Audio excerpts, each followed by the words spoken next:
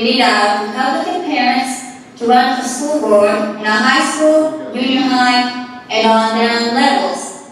Most of these public schools have staff that are liberal or school boards that are liberal. We need to get Republicans on our school boards as our teachers, our staff, as anything we can. So if you have the time or the ability to run for school board, we need to get behind you and encourage our friends to also join these school boards and encourage our fellow Americans to stand up for what we believe in and to not let our kids or our grandkids be indoctrinated any further, which is what's happening. It's happening to your kids and your grandkids. Our second solution is to encourage our local Christian universities to implement political science programs.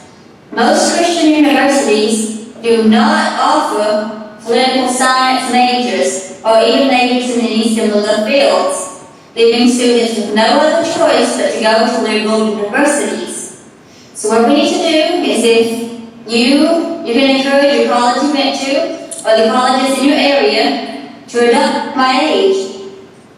And then fast forward to college, and one of the anti-Trump tirades from Professor has gone on. He made the year before, in 2019, before he even began attending my college. This post showed him dressing up as President Trump, and this got him down the race. Keep in mind, this post was made before he even went to my college. Another person mentions that in the library there are rainbow flags being sold, but not police or Christian flags. I've been to this library myself, and the first thing I noticed upon entrance is that the featured book section right at the very front is filled with mostly LGBTQ 18 plus material right at the very front entrance. Other thing my friends have told me is that the general culture on campus is that they're too afraid to come out or make statements that they're conservative or Republican. One person says, I wouldn't say I have many discrimination experiences just because I don't tell many people I'm a conservative, but I've heard I'm never going to be friends with a Trump supporter and stuff like that. As of the only thing I've heard from the general culture on campus, I have also heard things like this. This was a conversation in the public chat. I'm surprised America hasn't already intervened to keep the oil. I wonder who they're going to sell it to. I think we already know who. And I responded with, can't you guys say one nice thing about America? And they responded with, once we do a nice thing, I'll say one. And then another student chimed in with, yeah, America sucks. So there have been many instances of college discrimination against Christians, conservatives, Trump, and America. But you might be asking, how can we solve these problems? Well, I have two solutions. The first one is that we start locally. We need our Republican parents to run for school board in our high school, junior high, and on down levels.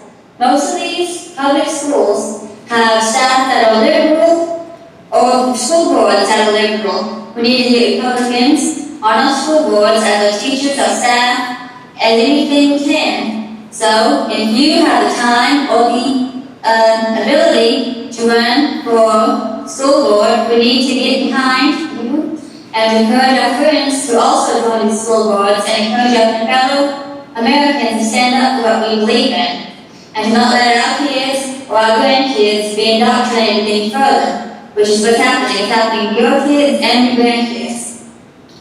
Our second solution is to encourage our local Christian universities to implement political science programs. Most Christian universities do not offer political science majors or even majors in any similar fields, leaving students with no other choice but to go to liberal universities. So what we need to do is if you can encourage your college you went to or the colleges in your area to adopt political science programs like these Christian colleges. We need to show our Christian universities that there is a market, that there is an interest to adopt majors in this area. We need to show that our kids are willing to take it, willing to apply and enter a program such as these.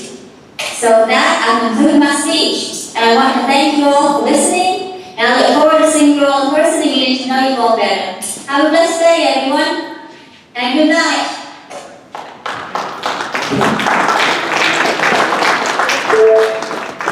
This is a 21-year-old student in college that's trying to, her parents are paying a lot of money to send their beloved daughter to school to get an education, not